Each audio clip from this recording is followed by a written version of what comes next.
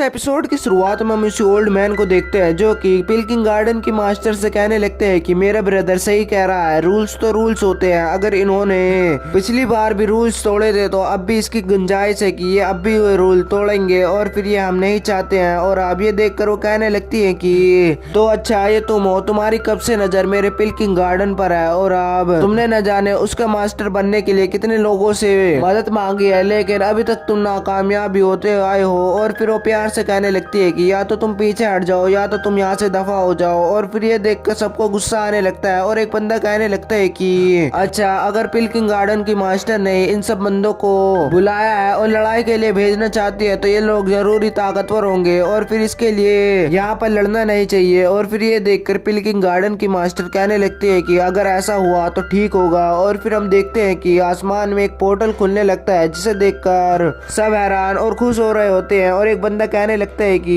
Heavenly demon secret रीम खुलने ही वाली है। और फिर ये देखकर सब खुश हो रहे होते हैं और एक डीमन टाइप सा बंदा कहने लगता है कि ये तो पहले से ज्यादा फ्रेंडली दिख रहा है, लेकिन अब वो पोर्टल वहाँ पर एक फॉर्मेशन बनाने लगता है जो कि बहुत ज्यादा ताकतवर होती है। उसके अंदर से बहुत ज्यादा एनर्जी निकल रही होती है जिसकी वजह से वहाँ पर सारे ताकतवर आदमी भी हिल रहे होते हैं और उसकी पावर इतनी तेज होती है कि बहुत दूर से भी उसे देखा जा सकता है। और अब तियांजी पैवेलियन का ओनर उस पर एक शक्ति फेंक कर मारता है जिसकी वजह से वो सारी एनर्जी वो एब्जॉर्ब करने लगता है। और फिर ये देखकर वहाँ पर सब हैरान और खुश हो रहे होते हैं कि अब वो पोर्टल खुलने वाला है और वहाँ पर वो उस एनर्जी को सारी कंज्यूम कर लेता है और वहाँ पर सबको कुछ दिखाई देने लगता है। और एक बंदा कहने लगता है कि इसके अंदर तो पूरा का पूरा एक कॉन्टिनेंट ही बसा हुआ है। और आप चैन सा वो देखता है तो वो कहने लगते हैं कि ये तो कुछ जानी पहचानी सी जगह लग रही है। और वो पिल्किंग गार्डन की मास्टर से कहने लगते हैं कि मुझे वहां पर जाकर कुछ चेक कर लेना चाहिए। और फिर हम उस पोर्टल को देखते हैं जिसके अंदर से एक बहुत ही बड़ी एनर्जी नीचे को आती है। और अब तियांजी पैवेलियन का ओनर थोड़ा दुखी होता हुआ और हैरान होता हुआ कहने लगता है कि ये तो पहले भी खुल चुका है, कम से कम 18 साल पहले हेवनली डीमन सीक्रेट रीम खुली थी और फिर इसमें कुछ 80% ही लोग जा सकते हैं, यानी 100 में से 20 को यहाँ पर रहना होगा और उनकी पूरी जिंदगी भर की कल्टीवेशन ऐसे ही जाया चली जाएगी। और फिर ये देखकर वो ओल्ड मैन उससे पूछने लगता है कि तुम सही बताओ कि ये सही कह रही है या नहीं।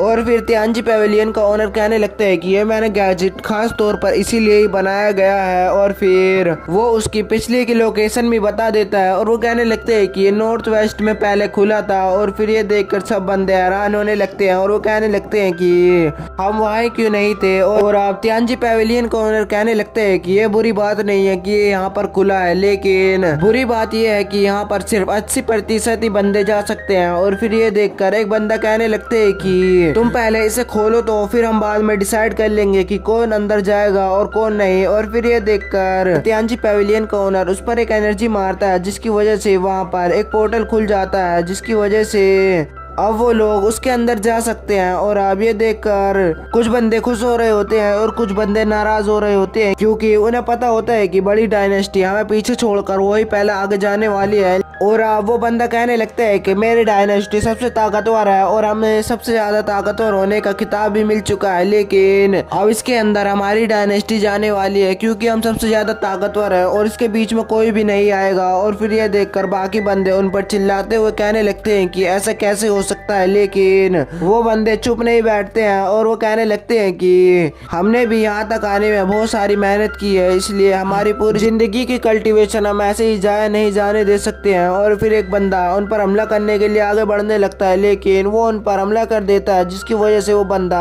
वहीं पर ही मर जाता है। और अब ये देखकर सब हैरान होने लगते हैं और उन पर गुस्सा होने लगते हैं, लेकिन वो उन पर कुछ भी नहीं कह सकते हैं क्योंकि अगला मरने का नंबर उनका भी आ सकता है। और फिर ये देखकर ताकतवर डायनेस्टी अंदर जाने लगती है जिन्हें देखकर सब दुखी होने लगते हैं और वहाँ पर कुछ आवाजें आने लगती है और वो आवाज उन्हें कहने लगती है कि तुम ऐसे ही यहाँ पर खड़े होकर उन्हें देखना चाहते हो क्या, या फिर तुम उनसे लड़ाई कर जीत कर अपने आप को साबित करना चाहते हो। ये तुम्हारे ऊपर है कि तुम क्या करना चाहते हो। और अब अगर तुम्हें उनका पूरी जिंदगी कुत्ता बनकर रहना है तो तुम यहीं पर रह सकते हो, लेकिन अब तुम्हें अपनी आवाज उठानी होगी। और फिर ये देखकर सबको मोटिवेशन मिल रहा होता है और वो उनके तरफ हमला करने के लिए आगे बढ़ने लगते हैं। और फिर ये देखकर वो बंदा कहने लगता है कि कौन है जो मेरे सामने आना चाहता है। और अब उसकी सारी बातें सुनकर सब में इतनी हिम्मत आ जाती है कि वो उसे लड़ने के लिए आगे बढ़ने लगते हैं, लेकिन वो हंसने लगता है और अब यहीं पर यह एपिसोड खत्म हो जाता है।